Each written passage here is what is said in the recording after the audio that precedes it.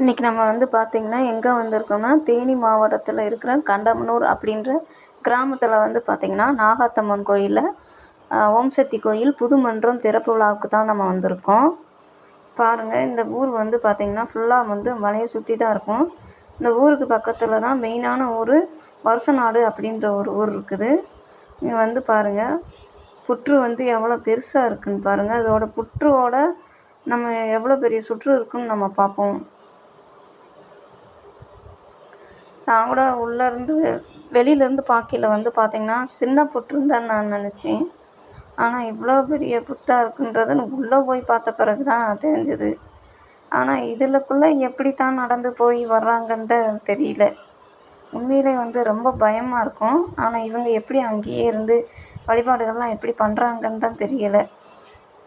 பாருங்கள் எவ்வளோ பெரிய புற்றுன்னு.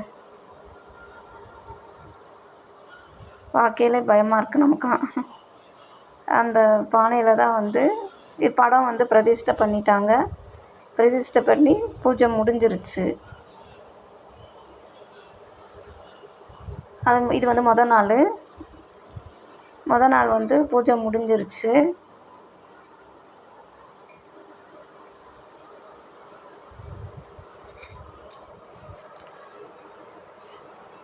யாருங்க எவ்வளோ பெரிய புத்துன்னு.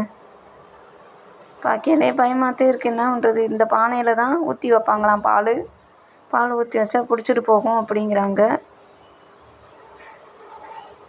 ஒவ்வொரு புத்து கண்ணையும் பார்க்க பயமாக தான் இருக்குது. இது வந்து மறுநாள் பூஜை. இது முன்னாடி விநாயகர், நாகாத்தம்மனுக்கு அலங்காரம் முடிஞ்சிருச்சு. அதே போல் வந்து பார்த்திங்கன்னா புற்றுக்கும் வந்து அலங்காரம் பண்ணியிருக்காங்க. சேலை கட்டி அலங்காரம் பண்ணியிருக்காங்க. நாகாத்தம்மனாக நினச்சி சேலை கட்டி அலங்காரம் பண்ணியிருக்காங்க.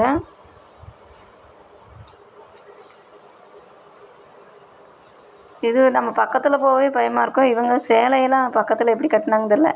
இந்த பானையில் தான் பால் ஊற்றி வைப்பாங்களாம். இந்த ஓட்டையிலேருந்து தான் நாகம் வந்து பால் குடிக்கும்னு சொன்னாங்க. இது வந்து யாகசாலை, வேள்வி நடத்துகிற யாகசாலை. படம் வந்து பிரதிஷ்டை பண்ணி மறுநாள் பூஜைக்கு தயாராக இருக்குது.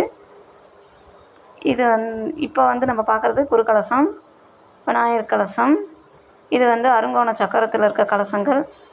அந்த கலசத்தில் வந்து பணம் கட்டினவங்களும் வந்து உட்காந்துருக்காங்க. ஒவ்வொரு கலசத்துக்கும் பார்த்திங்கன்னா ஒவ்வொரு ஆட்கள் வந்து உட்காந்துருப்பாங்க. இதுதான் கோயிலோட என்ட்ரன்ஸு. எவ்வளோ பேர் உட்காந்துருக்காங்கன்னு பாருங்கள். உள்ளே பூஜை நடக்க திஷ்டி கழிக்கிறாங்க.